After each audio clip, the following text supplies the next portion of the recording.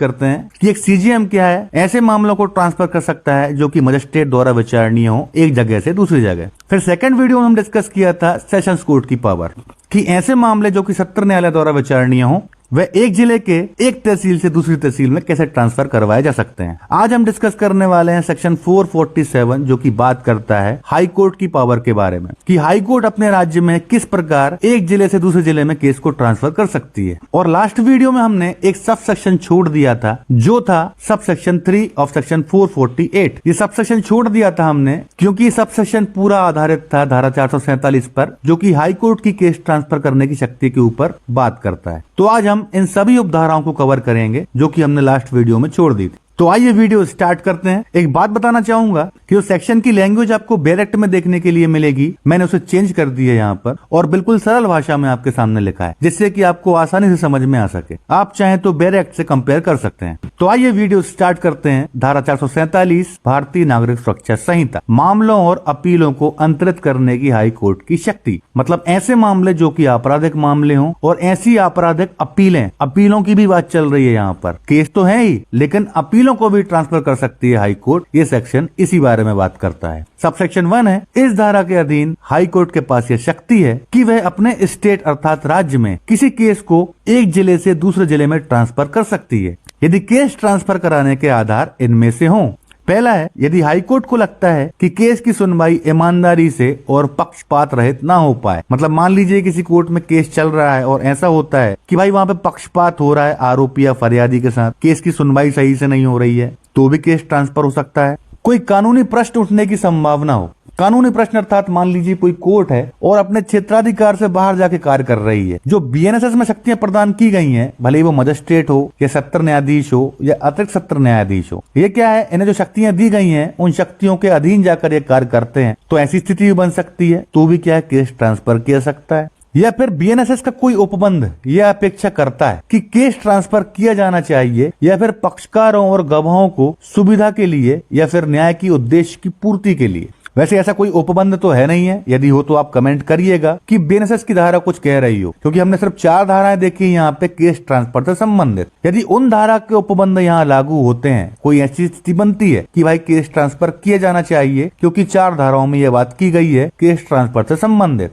जो कि 446 है, 447 है, 448 है और 450 है। यदि इन धारा का कोई उपबंध ऐसी बात कर रहा है, सेक्शन या सब सेक्शन, कि भाई केस ट्रांसफर किया जाना चाहिए, तो भी केस ट्रांसफर हो सकता है। या फिर केस ट्रांसफर किया जाना चाहिए पक्षकारों अर्थात फरियादी और आरोपी को देखते हुए या गवाहों की सुविधा को देखते हुए या फिर न्याय के उद्देश्यों की पूर्ति के लिए, कि भाई न्याय हो सके, इसलिए भी केस ट्रांसफर किया जाना आवश्यक है। तो इन आधारों पर क्या है, हाई कोर्ट कर सकती है। और ऐसे मैंने कई आधार बताए हैं पिछले कोर्ट पर जिनमें भी हाई कोर्ट ने केस ट्रांसफर किए हैं। वीडियो के लास्ट में फिर से बता दूंगा एक बार वो आधार क्या है। अब यहाँ पर ध्यान दीजिएगा, यहाँ से हमको धारा 448 की उपधारा 3 भी कवर करनी है, क्योंकि वो हमने छोड़ दी थी लास्ट वीडियो में। उसमें सब सेक्शन 2, 3, 4, 5, 6, 7 और 9 दिए गए थे जो कि हाई कोर्ट के इस सेक्शन के थे। तो हाई कोर्ट केस ट्रांसफर के आवेदन पर तब ही सुनवाई करेगा जब आवेदन निचले न्यायालय की रिपोर्ट पर हो या फिर आवेदन किसी पक्षकार द्वारा दायर किया गया हो या फिर कोर्ट अपनी इच्छा स्वप्रेरणा ओन इनिशिएटिव से किसी केस को ट्रांसफर करने के लिए सुनवाई कर सकता है। मतलब हाई कोर्ट ये केस ट्रांसफर का जो आवेदन अर्थात याचिका आप लगाएंगे हाई कोर्ट में, वो तभी सुनवाई करेगा जब आवेदन क्या है, निचले न्यायालय की रिपोर्ट पर आया हो। मान लीजिए किसी सेशन कोर्ट ने आवेदन दिया हो कि भाई इस केस की सुनवाई इस जिले में नहीं हो सकती, क्षेत्राधिकार से ये बाहर है हमारे, इसीलिए इसे संबंधित जिले में भेज दिया जाए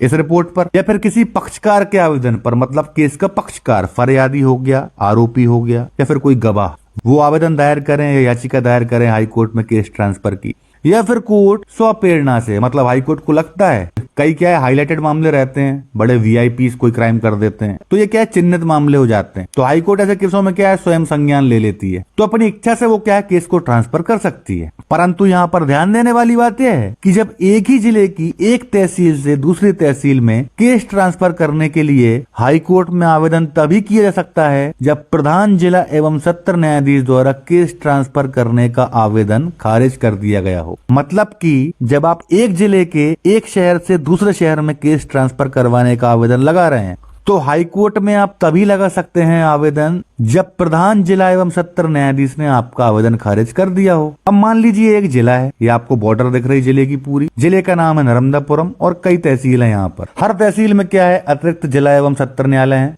अब मान लीजिए आपको केस ट्रांसफर करवाना है इस पिपरिया शहर से सिवनी मालवा में या इटारसी में, तो आप हाई कोर्ट में आवेदन कब लगाएंगे, जब आपका आवेदन यहाँ से प्रधान जिला एवं सत्र न्यायाधीश की कोर्ट से आपका आवेदन खारिज हो गया हो। आपने आवेदन लगाया कि भाई हमारा केस पिपरिया में चल रहा है, इसे सिवनी मालवा ट्रांसफर किया जाए, तो आप आवेदन कहाँ लगाया आपने, मेन कोर्ट में, डिस्ट्रिक्ट एंड सेशन कोर्ट, और कोर्ट किसकी रहेगी, प्रधान जिला एवं सत्र न्यायाधीश की। अब उनने क्या है, आपका आवेदन खारिज कर दिया कि नहीं भाई केस ट्रांसफर नहीं हो पाएगा। तो एक ही जिले की एक तहसील से दूसरी तहसील में जब केस ट्रांसफर का आवेदन खारिज हो जाए उसके बाद ही आप हाई कोर्ट जा सकते हैं, डायरेक्ट नहीं जा सकते आप। यदि एक जिले से दूसरे जिले में करवा रहे होते तो सीधा आप हाई कोर्ट जाते, लेकिन आप एक ही जिले के एक शहर से दूसरे शहर में करवा रहे हैं तो पहले आपको प्रधान जिला एवं सत्र न्यायाधीश की कोर्ट में जाना पड़ेगा। यदि जिले की बात आती है, ये दूसरा जिला लग गया यहाँ पर, इस जिले से इस जिले में ट्रांसफर करवाना है तो सीधा आप हाई कोर्ट जा सकते हैं। तो यही बात यहाँ पर परंतु कह रहा है उपधारा 2 का कि भाई एक ही जिले की एक तहसील से दूसरी तहसील में केस ट्रांसफर करवाना है तो इसके लिए आपको प्रधान जिला एवं सत्र न्यायाधीश की कोर्ट में पहले आवेदन देना होगा। यदि वहां खारिज हो जाता है फिर हाई कोर्ट का रास्ता खुला है, आप हाई कोर्ट आ सकते हैं। थर्ड, केस ट्रांसफर कराने का आवेदन शपथ पत्र के साथ दिया जाएगा। मतलब जब भी आप केस ट्रांसफर करवाने का आवेदन या याचिका हाई कोर्ट में लगाएंगे तो उसके साथ एक एफिडेविट देना पड़ेगा आपको। लेकिन यदि आवेदन करने वाला व्यक्ति महाधिवक्ता एडवोकेट जनरल है तो फिर एडवोकेट जनरल अर्थात महाधिवक्ता को आवेदन देने की आवश्यकता नहीं है। तो यदि महाधिवक्ता आवेदन करते हैं तो फिर उन्हें एफिडेविट देने की जरूरत नहीं है, क्योंकि भाई खुद सरकार का आदमी है ये, तो यही उपधारा 3 कह रही है। चौथा, यदि केस ट्रांसफर का आवेदन अभियुक्त जिसके ऊपर अपराध करने का आरोप है के द्वारा दायर किया जाता है तो कोर्ट उस अभियुक्त से प्रतिकर, बंद पत्र अर्थात बॉन्ड या जमानत पत्र की मांग कर सकती है कि भाई पहले आप बॉन्ड भर कर दो। बॉन्ड मतलब बंद पत्र, कुछ शर्तों में बांध देना। मतलब कि कोर्ट कोई राशि की मांग कर सकती है कि भाई इतनी राशि का बॉन्ड भर कर दो या जमानत भर कर दो। बाद में आपका आवेदन खारिज हो जाता है तो उस बॉन्ड के माध्यम से आपसे राशि वसूली जाएगी, या फिर केस ट्रांसफर हो जाता है और आप वहां से भाग जाते हैं तो ऐसी स्थिति में भी क्या है, जमानतदार से राशि वसूली जाएगी जो आपने बॉन्ड में भरी है और आपसे भी वसूली जाएगी। या कोई प्रतिकर, आवेदन खारिज हो जाता है, कई बार कोर्ट क्या है आवेदन खारिज कर देती है क्योंकि लोग क्या है बेफालतू के आधार लेकर केस ट्रांसफर की याचिका लगाते हैं कि हमें आने जाने में तकलीफ होती है, हमें दूर पड़ता है, इसलिए केस ट्रांसफर किया जाए। तो ये क्या है, फिजूल के आधार है। ऐसे आधार लेकर आप कोर्ट में आवेदन लगाएंगे तो खारिज हो जाएगा। फिफ्थ, यदि केस ट्रांसफर का आवेदन अभियुक्त द्वारा दायर किया जाता है तो आवेदन दायर करने की सूचना लोक अभियोजक अर्थात सरकारी वकील को देनी होगी। जब लोक अभियोजक को आवेदन दायर करने की सूचना दे दी जाएगी उसके 24 घंटे बाद ही आवेदन पर सुनवाई होगी, यह बात ध्यान रखिएगा। मतलब यदि आप हाई कोर्ट में आवेदन लगाते हैं केस ट्रांसफर करने का तो उस आवेदन की एक कॉपी क्या है आपको सरकारी वकील को देनी पड़ेगी, लोक अभियोजक को। जब आप एक कॉपी देंगे याचिका या आवेदन की और जब वो कॉपी सरकारी वकील को मिल जाएगी उसके 24 घंटे बाद ही सुनवाई होगी आपके आवेदन पर, यह बात ध्यान रखिएगा। ये नहीं कि आवेदन लगा दिया और तुरंत सुनवाई चालू हो गई, ना मुन्ना ना, ऐसा नहीं है। 24 घंटे जब बीत जाएंगे तभी सुनवाई चालू होगी आपके आवेदन पर जो कि आपने केस ट्रांसफर करवाने के लिए हाई कोर्ट में लगाया है। सिक्स्थ, यदि केस ट्रांसफर करने के आवेदन को पढ़ने के बाद प्राथमिक रूप से हाई कोर्ट को यह लगता है कि न्याय के लिए केस ट्रांसफर किया जा सकता है तो हाई कोर्ट अपने अधीन उस कोर्ट को जिस कोर्ट में केस की सुनवाई चल रही है केस की सुनवाई करने से रोक देगी जब तक कि केस के ट्रांसफर के आवेदन की सुनवाई पूरी नहीं हो जाती और अंतिम आदेश नहीं दे दिया जाता कि केस ट्रांसफर करना है या नहीं। इसे एक प्रकार से स्टे ऑर्डर यथास्थिति भी कहा जा सकता है। मान लीजिए आपने हाई कोर्ट में केस ट्रांसफर करने के लिए आवेदन लगाया या फिर आपने रिवीजन किया उस आवेदन का। मान लीजिए आपने प्रधान जिला एवं सत्र न्यायाधीश की कोर्ट में आवेदन लगाया एक ही जिले के एक शहर से दूसरे शहर केस ट्रांसफर करने के लिए, उन्होंने क्या खारिज कर दिया। या फिर आपने एक जिले से दूसरे जिले में केस ट्रांसफर करने के लिए आवेदन लगाया सीधा हाई कोर्ट में और उस आवेदन को पढ़ने के बाद हाई कोर्ट को लगता है कि नहीं भाई मामला ट्रांसफर करने लायक लग रहा है, लेकिन जब तक सुनवाई पूरी नहीं हो जाती तब तक हम ट्रांसफर नहीं करेंगे। अभी पहले वकीलों के आर्गुमेंट सुन लें कि पार्टी का वकील क्या कह रहा है, सरकारी वकील क्या कह रहा है, लेकिन प्रथम दृष्टया तो लग रहा है कि केस ट्रांसफर करने लायक है। तो हाई कोर्ट क्या निचली कोर्ट को ऑर्डर कर देगी जहां पर केस चल रहा था कि भैया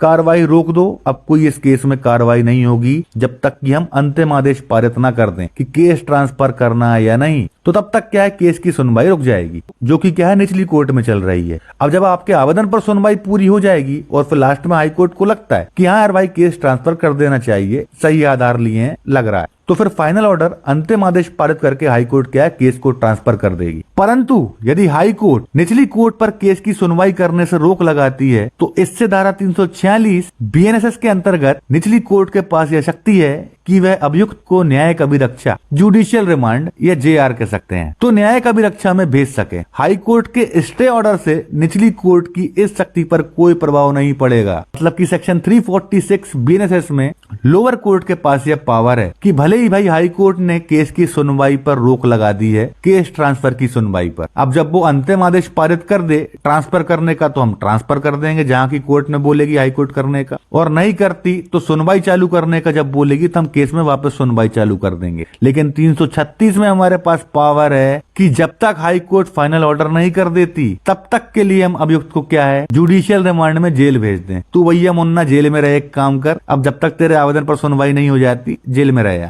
यदि अभियुक्त क्या है, अभिरक्षा में है, तो सिर्फ इसी स्थिति में, यदि वो ऑलरेडी बेल पर है, जमानत उसे मिल चुकी है, तो फिर कोर्ट क्या है, उसे जेआर पे नहीं भेजेगी, अर्थात अभिरक्षा में जेल नहीं भेजेगी। यदि वो ऑलरेडी जेल में है और अपने एडवोकेट के माध्यम से उसने क्या है, हाई कोर्ट में आवेदन लगवाया केस ट्रांसफर का, तो फिर 336 के अधीन क्या है, लोअर कोर्ट उसे जेल में ही रखेगी, क्योंकि उसके पास पावर है 346 के अंतर्गत।